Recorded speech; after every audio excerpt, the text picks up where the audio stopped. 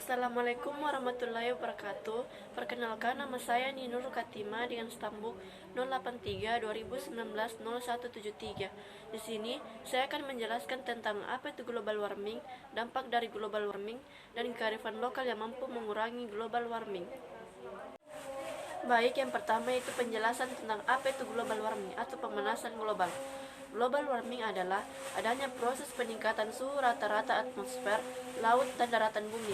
Suhu rata-rata global pada permukaan bumi telah meningkat menjadi 0,74 kurang lebih 0,18 derajat Celcius selama 100 tahun terakhir. IPCC menyimpulkan bahwa sebagian besar peningkatan suhu rata-rata global sejak pertengahan abad ke-20 kemungkinan besar disebabkan oleh meningkatnya konsentrasi gas-gas rumah kaca akibat aktivitas manusia melalui efek rumah kaca. Kesimpulan dasar ini telah dikemukakan oleh setidaknya 30 badan ilmiah dan akademik, termasuk semua akademik. Akan tetapi, masih terdapat beberapa ilmuwan yang tidak setuju dengan beberapa kesimpulan yang dikemukakan IPCC tersebut. Model iklim yang dijadikan acuan oleh produk IPCC menunjukkan suhu permukaan global akan meningkat 1,1 hingga 0,4 derajat Celcius antara tahun 1990 dan 2100. Perbedaan angka perkiraan itu disebabkan oleh penggunaan skenario-skenario berbeda mengenai emisi gas-gas rumah kaca di masa mendatang, serta model-model sensitivitas iklim yang berbeda. Walaupun sebagian besar penelitian terfokus di kenaikan muka air laut, diperkirakan akan terus berlanjut selama lebih dari 1000 tahun walaupun tingkat emisi gas rumah kaca telah stabil. Ini mencerminkan besarnya kapasitas panas dari lautan. Meningkatnya suhu global diperkirakan akan menyebabkan perubahan-perubahan yang lain seperti naiknya permukaan air laut, meningkatnya intensitas fenomena cuaca yang ekstrim, serta perubahan jumlah dan pola presipitasi. Akibat-akibat pemanasan global yang lain adalah terpengaruhnya hasil pertanian. Ada beberapa penyebab dari pemanasan global atau global warming. Yang pertama yaitu efek rumah kaca. Segala sumber energi yang terdapat di bumi berasal dari matahari. Sebagian besar energi tersebut berbentuk radiasi gelombang pendek, termasuk cahaya dan tampak. Ketika energi ini tiba permukaan bumi, ia berubah dari cahaya menjadi panas yang menghangatkan bumi.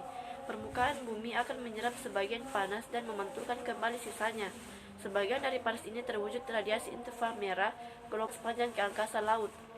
Efek rumah kaca ini sangat dibutuhkan oleh segala makhluk hidup yang ada di bumi, karena tanpanya planet ini akan menjadi sangat dingin, dengan temperatur rata-rata sebesar 15 derajat Celcius.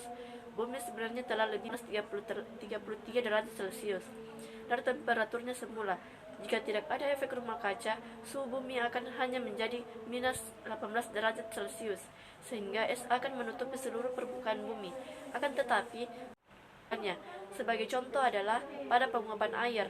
Pada kasus pemanasan akibat bertambahnya gas-gas rumah kaca seperti CO2, pemanasan pada awalnya akan menyebabkan lebih banyaknya air yang menguap ke atmosfer. Karena uap air sendiri merupakan gas rumah kaca, pemanasan akan terus berlanjut dan menambah jumlah uap air di udara sampai tercapainya suatu keseimbangan konsentrasi uap air.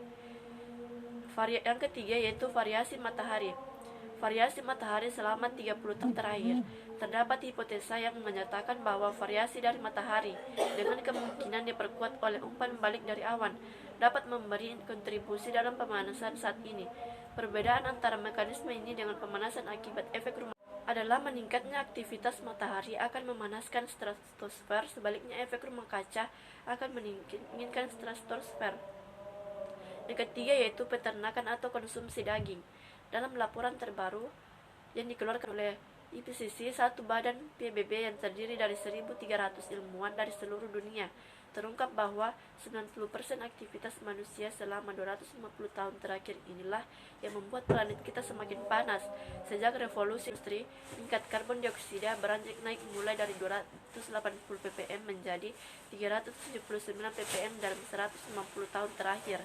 Tidak main-main, peningkatan konsentrasi CO2 di atmosfer bumi ini tertinggi sejak 600. Selanjutnya yaitu penjelasan yang kedua, yaitu apa saja dampak-dampak dari pemanasan global. Yang pertama, dampak pemanasan global yang cukup sering dipublikasikan adalah mencarnya gletser. Mencarnya gletser akan menciptakan banyak masalah bagi manusia dan hewan yang hidup di bumi. Salah satunya adalah kenaikan permukaan laut. Seiring meningkatnya pemanasan global, permukaan laut akan naik sehingga berpotensi menyebabkan banjir. Yang kedua yaitu perubahan iklim. Pola cuaca yang tidak teratur telah mulai menunjukkan efek pemanasan global tersebut. Peningkatan curah hujan dalam bentuk hujan telah diketahui di daerah kutub dan gurun. Meningkatkan pemanasan global akan menyebabkan lebih banyak penguapan yang akan menyebabkan lebih banyak hujan. Hewan dan tumbuhan tidak dapat dengan mudah beradaptasi dengan peningkatan curah hujan. Yang ketiga yaitu meningkat dan meluasnya kekeringan. Meskipun mungkin adanya hujan dan banjir di savana, kekeringan yang parah terjadi di bagian lain di dunia. Ketika suhu hangat, keberadaan kekeringan telah meningkat. Di bagian barat Amerika Serikat, kekeringan juga menyebabkan terjadinya kebakaran hutan di Indonesia. Yang keempat yaitu meluas penyakit. Karena suhu bumi menjadi lebih hangat, ini dapat mempengaruhi kesehatan manusia dan meluasnya penyakit yang mereka hadapi. Dengan peningkatan curah hujan, penyakit yang terbawa air cenderung menyebar seperti penyakit malaria. Yang kelima, meningkatnya frekuensi badai. Ketika suhu lautan naik, angin topan dan badai lainnya cenderung menjadi lebih kuat. Dengan meningkatnya pemanasan global, air di laut memanas yang akan memanaskan udara di sekitarnya sehingga menciptakan angin topan. Yang keenam yaitu naiknya permukaan laut. Mencarnya es di kutub dan berkurangnya air yang menguap ke atmosfer menyebabkan naiknya permukaan laut. Yang ketujuh, pemanasan global dapat mempengaruhi pertanian. Ketika suhu global akan meningkat, tanaman akan merasa lebih sulit untuk bertahan hidup dan akan mati. Tumbuhan adalah sumber utama makanan bagi manusia dan sebagai akibatnya kekurangan makanan terjadi. Kekurangan makanan dapat menyebabkan perang dan konflik di beberapa negara. Yang kedelapan yaitu gelombang panas. Gelombang panas menyebabkan cuaca panas yang berbahaya dan dalam beberapa tahun terakhir lebih banyak kematian terjadi karena gelombang panas daripada dalam 60 tahun terakhir. Dan yang kesembilan yaitu dampak pemanasan global berikutnya adalah terjadinya kebakaran hutan. Walaupun kebakaran hutan adalah kejadian alami, namun dengan bertambahnya jumlah karbon dioksida di udara. Adapun penjelasan yang terakhir yaitu kearifan lokal yang mampu mengurangi global warming atau pemanasan global. Yang pertama yaitu sistem sasi. Meski memanfaatkan kekayaan laut, masyarakat Maluku dan Papua tidak serakah dalam mengambil hasil laut karena mereka memiliki sistem sasi. Sistem sasi adalah pengaturan waktu bagi penduduk setempat untuk mengambil hasil laut di wilayah adatnya. Penduduk hanya boleh menangkap ikan pada saat tertentu. Dengan demikian, flora dan fauna laut bisa memperbarui diri. Dan yang kedua yaitu ilmu tiga hutan. Bagi suku Sakai di Riau, hutan adalah harta yang harus dirawat sebaik-baiknya. Suku Sakai membagi wilayah hutan mereka menjadi tiga bagian, yaitu hutan adat, hutan larangan, dan hutan perladangan. Di hutan adat, penduduk hanya boleh mengambil rotan, damar, dan madu lebah tanpa menebang pohonnya, sedangkan hutan larangan sama sekali tidak boleh diusik. Sementara hutan perladangan boleh ditebang untuk dijadikan ladang, tapi tidak semua pohon boleh ditebang.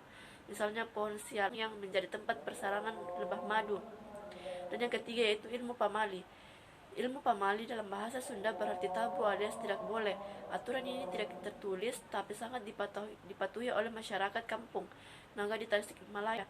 Penduduk kampung Naga percaya jika melanggar adat hidupnya tidak bakal selamat. Peraturan tersebut diantaranya tidak boleh mengusik, karena penduduk membiarkan pohon tumbang di hutan sampai membusuk. Baik, itulah penjelasan dari saya. Kurang dan lebihnya mohon dimaafkan. Wassalamualaikum warahmatullahi wabarakatuh.